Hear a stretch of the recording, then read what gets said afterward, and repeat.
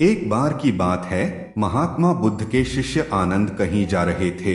रास्ते में उन्होंने देखा कि एक अधेड़ व्यक्ति एक चट्टान पर बैठा रो रहा है।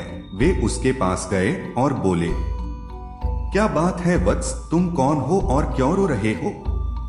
आनंद की बात सुनकर उस व्यक्ति की सिसकियां थम गईं। वह अपने आंसू पोंछता हुआ बोला, मैं पास के गांव का रहने वाला एक बदनसीब व्यापारी हूँ। मैं जो भी काम करता हूँ वह बिगड़ जाता है।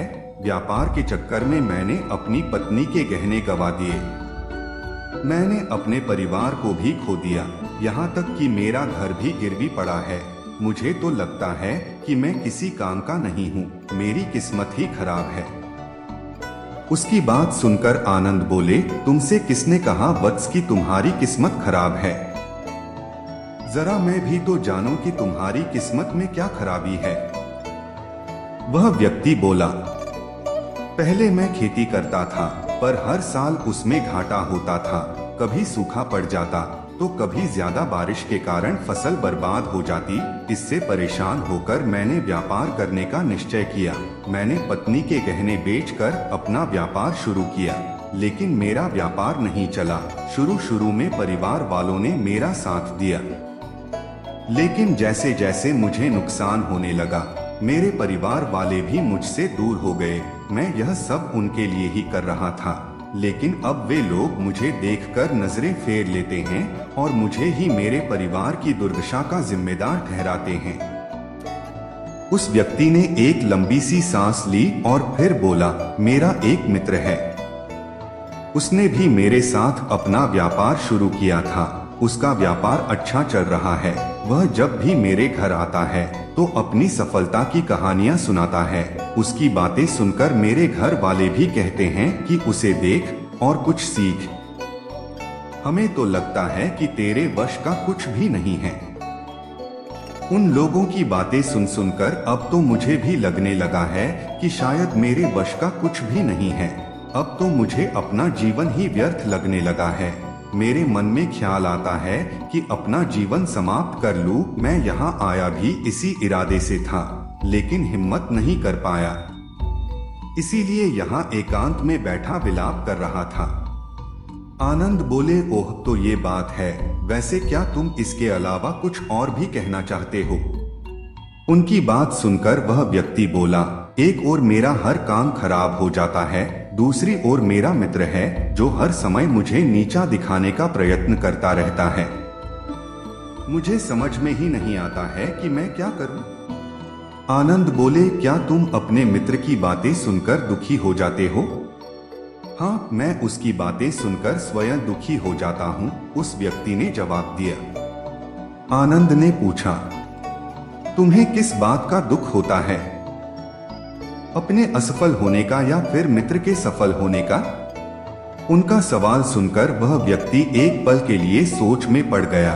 फिर वह बोला, अगर सच कहूं तो मुझे अपने असफल होने का उतना दुख नहीं होता है जितना कि मित्र के सफल होने का होता है।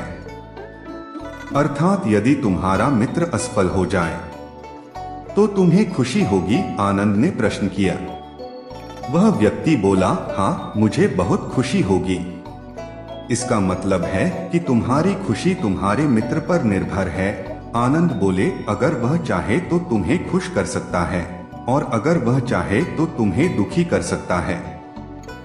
तुम स्वयं से न तो खुश हो सकते हो और न ही दुखी हो सकते हो, अर्थात तुम अपने मित्र के गुलाम हो गए हो, इसलिए तुम्हारा कुछ नहीं हो सकता। ऐसा न कहें महत्मन, उस व्यक्ति ने हाथ जोड़ दिए। आपकी बातें सुनकर मुझे कुछ आशा बंध रही है। आनंद बोले, जब हम किसी से आशा बांध लेते हैं तो उस पर निर्भर हो जाते हैं। ऐसे में हमारी खुशी और दुख भी उस पर निर्भर करने लगता है। इससे बेहतर है कि तुम अपने आप से आशा बांधो। जब तुम ऐसा करोगे, साथ ही पूरे जतन से काम करोगे, तो तुम्हें सफलता अवश्य प्राप्त होगी। कहते हुए आनंद ने एक पल के लिए उस व्यक्ति की ओर देखा, फिर अपनी बात आगे बढ़ाई।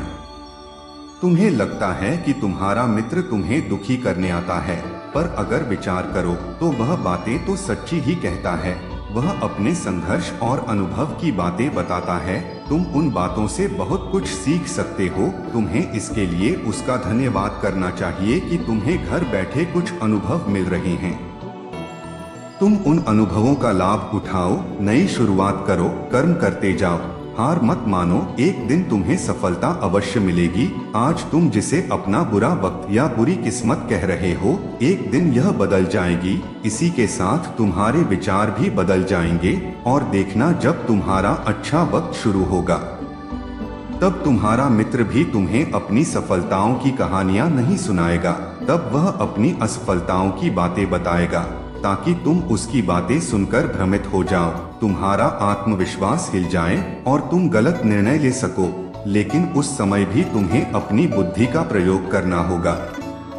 तुम्हारा मित्र जैसे आज तुम्हें दुखी करने आता है, उसी तरह उस समय भी वह तुम्हें दुखी करने आएगा, क्योंकि जिस तरह उसे दुखी देखकर तुम्हें मजा आता है, उसी तरह उसे भी तुम्हें दुखी देखने में उतना ही मजा आता है। वह व्यक्ति बोला, आपने सही कहा, लेकिन मेरा सबसे बड़ा दुख यह है कि मेरे परिवार के लोग भी इसमें शामिल हैं। वास्तव में मैं तो अपने परिवार के लिए अच्छा करना चाहता था, लेकिन वे लोग भी मेरी बात नहीं समझते हैं, वे भी मुझे गलत कहते हैं और अब तो वे मेरे साथ भी नहीं हैं। आनंद बोले, मैं सब समझ गया, तुम सांत्वना चाहते हो। वास्तव में इस दुनिया में सभी लोग सांत्वना ही चाहते हैं। हम चाहते हैं कि हम जब भी कुछ करें तो लोग हमारी प्रशंसा करें, लेकिन आमतौर से ऐसा नहीं होता है, इसलिए हम दुखी हो जाते हैं। हमें लगता है कि हमारे मित्र, परिवार वाले सब मतलबी हैं। लेकिन तुम अगर किसी को अपना परिवार मानते हो और उसके लिए कुछ करना भी चाहते हो, तो तुम्हें ऐसा क्यों लगता है कि तुम दूसरों के लिए कुछ कर रहे हो? वास्तव में तुम अपनी खुशी के लिए कर रहे हो, इसलिए परिवार के लिए कुछ करना वास्तव में अपने लिए ही करना होता है। लेकिन अगर ऐसा करते समय तुम्हें लगता है कि तुम दूसरों के लिए कर रहे हो, तो तुम दुखी रहोगे, और अगर तुम्हें लगता है कि तुम अपने लिए कर रहे हो, तो तुम खुश रहोगे, क्योंकि जब तुम अपने लिए कुछ अच्छा करते हो या करना चाहते हो, तब तुम्हें सांत्वना की जरूरत नहीं पड़ती है। आनंद की बातें सुनकर उस व्यक्ति के चेहरे के भाव बदल गए। वह बोला, आप सही कह रहे हैं, मैं समझ गया हूँ। अब तक मेरी किस्मत खराब इसलिए थी क्योंकि वह दूसरों के हाथ में थी। अब मैं अपनी किस्मत को अपने हाथ में रखूंगा। मैं फिर से प्रयत्न करूंगा, पूरे मन से काम करूंगा, और जब तक सफलता नहीं मिल जाती, चैन से नहीं बैठूंगा। उस व्यक्ति की बात सुनकर आनंद मुस्कुराए और उसे एक छोटी सी डिबिया देते हुए बोले, इस डिबिया को हमेशा अपने पास रखना।